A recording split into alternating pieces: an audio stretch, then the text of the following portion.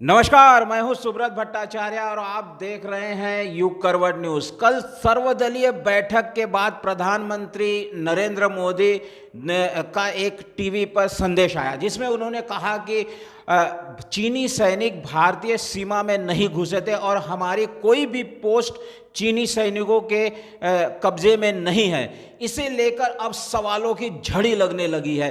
कांग्रेस के नेता राहुल गांधी ने सवाल किया कि अगर चीनी सैनिक हमारी सीमा में नहीं आए थे तो हमारे 20 सैनिक कैसे शहीद हो गए।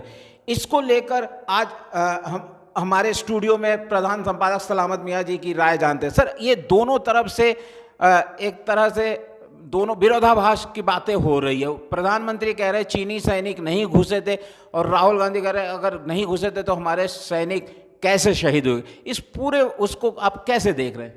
देखिए, कहीं ना कहीं इसमें बहुत एक अजीब स्थिति है। जिस तरह कल माननीय प्रधानमंत्री जी ने सर्वदलीय बैठक में जो कुछ कहा था, उसके बाद देर रात को पीएमओ की तरफ से बयान जारी हुआ और जिसमें कहा गया कि हमारे जवानों की शहादत की वजह से, जवानों की मुस्तैदी की वजह से जो है चीन घुसपैठ नहीं कर पाया।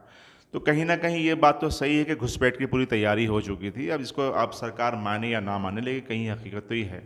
दूसरा, मुझे ये भी कहना है कि जो गलवान घाटी का जो नाम है, वो रसूल अहमद ख़ान गलवान के नाम से रखा गया है। वो एक जाति होती है गलवान, तो उनके पोते भी हैं। आप देखिए, चीन ने आज कहा कि गलवान घाटी हमारी है, हमारी पेट्रोलिंग वहाँ होती रहती है। तो चीन बहुत झूठ बोल रहा है ये, और इसके झूठ को इन्होंने बेनकाब किया है। जो गलवान थे उनके पोते वहाँ ज़िंदा हैं आज भी, और उन्होंने ये कहा कि बिल्कुल ये गलत है, कभी भी चीन की जो है इस पर कब्ज़ा नहीं रहा। गलवान घाटी हमेशा भारत की रही है। तो कहीं ना कहीं इस तरह की चीज़ें आई हैं। जहाँ तक बात यह रही कि बयानों में विरोधाभास, तो मुझे पहले दिन से ये लग रहा है कि सरकार की तरफ से जो है सही बयान नहीं आए थे, और ये तक नहीं बताया गया था कि हमारी शहादत कितनी हुई। बाद में ये भी नहीं पता था कि जो बंधक बना लिए गए हैं हमारे। तो कहीं ना कहीं देखिए, इसमें कुछ ऐसी चीज़ें हुई हैं जो विदेश नीति के लोगों के हिसाब से या विदेश मंत्रालय की तरफ से वो सही बयानबाजी नहीं आई है, जिसकी वजह से विपक्ष को सवाल उठाना पड़ रहे हैं। और जिस तरह की बातें हो रही हैं, सवाल स्वाभाविक है, जवाब तो देना ही पड़ेगा। ये सवाल भी उठ रहे हैं आखिर किस जमीन पर जो है हमारे सैनिक शहीद हुए कुछ नहीं, देखिए, ये बताया जा रहा है कि जो पिछली सरकारों के ज़माने में जिस तरह चीन अपनी हरकतें करता था, उसमें उसने जो है बहुत आगे बढ़ गया था। आज माननीय प्रधानमंत्री जी का बयान आया था, उन्होंने कहा वो चीन वहाँ पे निर्माण करना चाह रहा था। तो या जाहिर है कि वहाँ तक वो आ गया और निर्माण की स्थिति आ गई।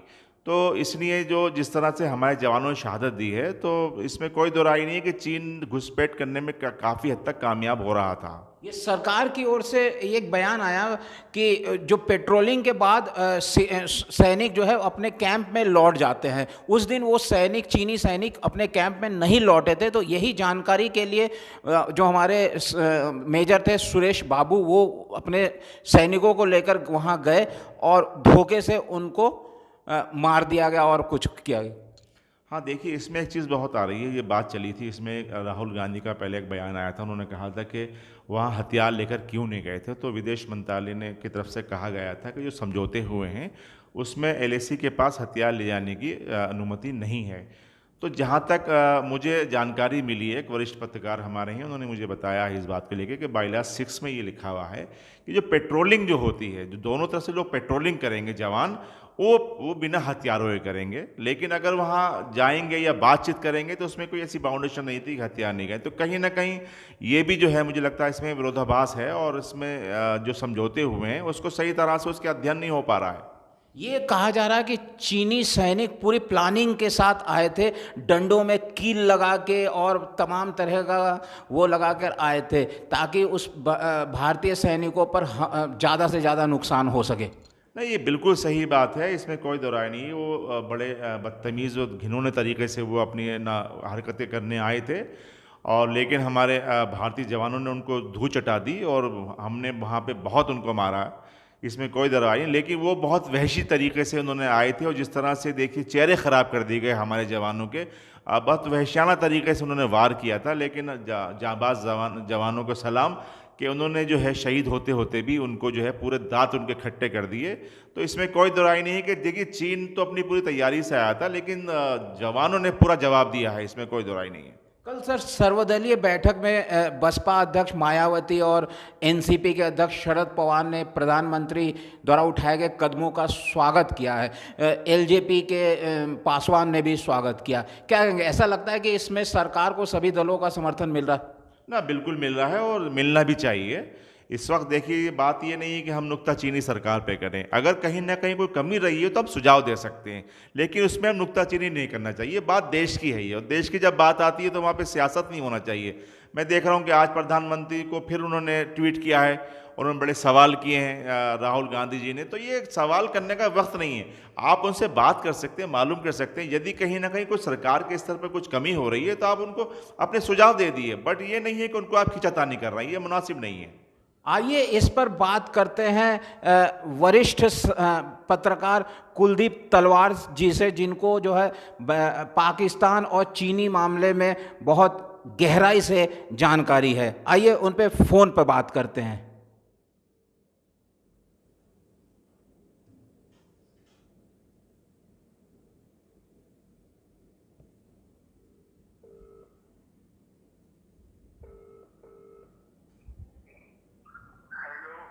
हाँ, कुलदीप तलवार जी बोल रहे हैं? हाँ, मैं भट्टाचार्य बोल रहा हूँ। हाँ सर, कल जो प्रधानमंत्री का बयान आया है, आपने सुना है? तो उसके बाद आपको क्या लग रहा है, वहाँ गलवान वहाँ गलवान घाटी में क्या स्थिति है?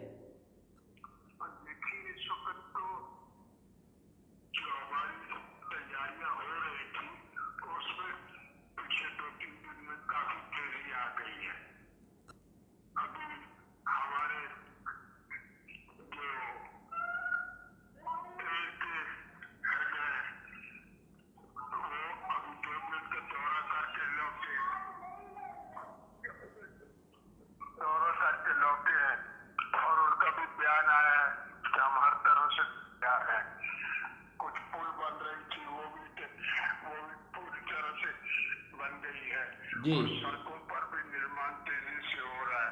तो अब उन्हें ये पता चल गया है हमारे देश को कि चीन के साथ जो है दोस्ती नहीं चल सकती। दरअसल 1962 में जब जंग हुई थी, उसी वक्त हमें ये सबक दे दिया गया था कि चीन पर भरोसा नहीं किया जा सकता। नमस्कार, नमस्कार सर। जारी रहा और उसके बाद आपके फिर नतीजा सामने आ गया है। इसलिए उम्मीद करनी चाहिए कि अगले कुछ दिनों में और मजबूती आएगी। और इस वक्त भी हिंदुस्तान कमजोर नहीं है। ये तो धोखा था जो चीन ने दिया है, और अपनी फितरत और अपनी आदत के मुताबिक जो है उससे ये काम किया है। सारी दुनिया इस पर जो है थू कर रही है। जी, अभी हमारे प्रधान संपादक सलामत मियाँ जी आपसे एक सवाल पूछना चाहते हैं। आप बताइए। जी नमस्कार सर, नमस्कार। कैसे हैं? सलामत जी, नमस्कार। कैसे हैं आप? बस ठीक है, आप बताइए। बस सब ठीक है। मैं ये मालूम करना चाह रहा था, क्या आपको लगता है कि इन हरकतों से क्या भारत और चीन के बीच युद्ध की संभावना है? क्या भारत और चीन के बीच युद्ध की संभावना मानते हैं आप? भारत और चीन में जी, युद्ध की संभावना बन सकती है। युद्ध की संभावना? इस चीज की संभावना थोड़ा ऊंचा सोचो। युद्ध, वॉर। नहीं, ऐसा कुछ नजर नहीं आता, क्योंकि चीन ज्यादा देर तक हमारे साथ लड़ाई नहीं लड़ेगा। ये थोड़े दिन बाद झड़पें होती रहेंगी और कुछ ऐसे हालात बनेंगे कि जैसे कि वार शुरू होने वाली है, लेकिन वार होगी नहीं। और ये चलती रहे तो भी बेहतर है, क्योंकि इसको चीन हमारा उसके जो हमारा व्यापार है वो 9 लाख करोड़ का व्यापार है और निवेश भी बहुत बड़ा हुआ है। इसलिए तिजारत के मामले में आप मानते हैं क्या? और आर्थिक हालत इतनी अच्छी नहीं है। इसलिए ये और उससे ये भी लगता है कि अब हिंदुस्तान जो है वो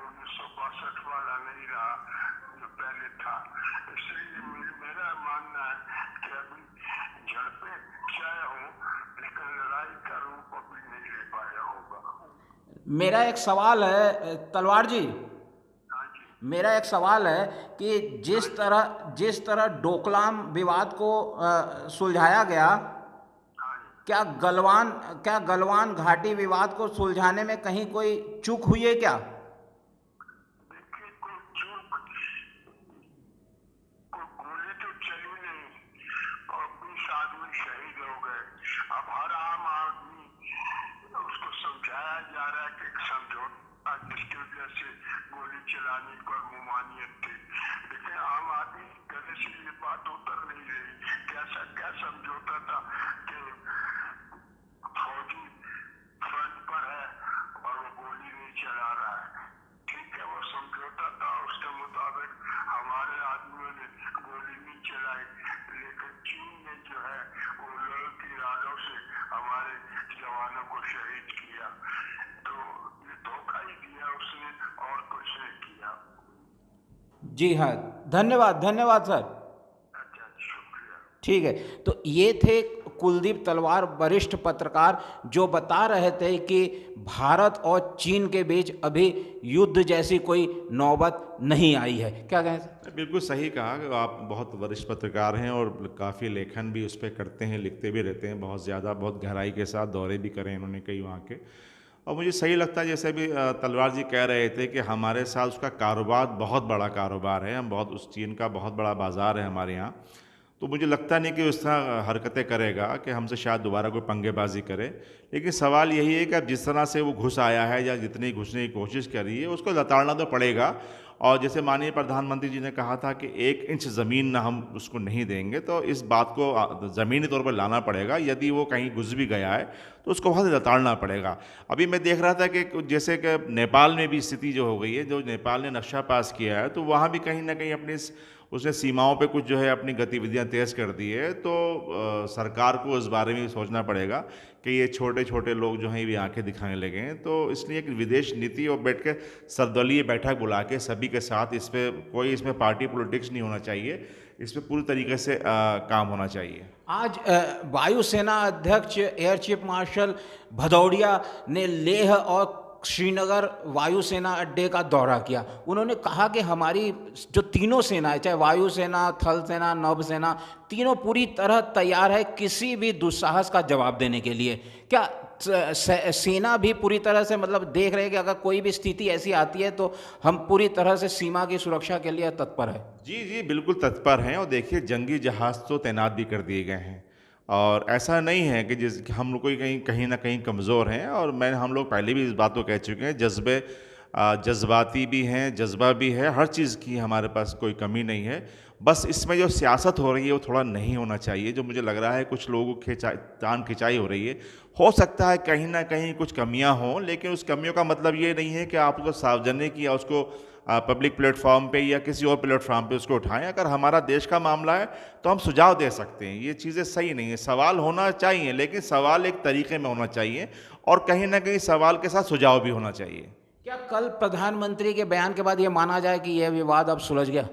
हाँ नहीं, बिल्कुल, जिस तरह उन्होंने सख्ती दिखाई है, कल तेवर थे माननीय प्रधानमंत्री जी के, उस तेवरों के बाद कहीं न उसी का असर है कि देखिए चीन ने जो गतिविधियां हैं पहले से कम हुई हैं। इतना जो उसने हाथ पांव मारना शुरू करे थे 6 जून के बाद, तो वो अब कहीं ना कहीं कमियां हुई हैं। अभी जैसे अभी वरिष्ठ पत्रकार कुलदीप तलवार जी भी कह रहे थे कि जिस तरह की बातचीत हुई है और हमारा एक्शन हुआ है और हमारे जो बातें हुई हैं, तो उसका कहीं ना कहीं चीन जो है अब उसमें बड़ी बौखलाहट है, वो पीछे अपना पाँव हटाना चाह रहा है। तो ये थे गलवान घाटी और कल जो प्रधानमंत्री नरेंद्र मोदी ने बयान जारी किया, उस पर 2 वरिष्ठ पत्रकार कुलदीप तलवार और सलामत मियाँ जी की राय। कैमरामैन वरुण और ऋतुराज के साथ सुब्रत भट्टाचार्य, युग करवट न्यूज़ के लिए।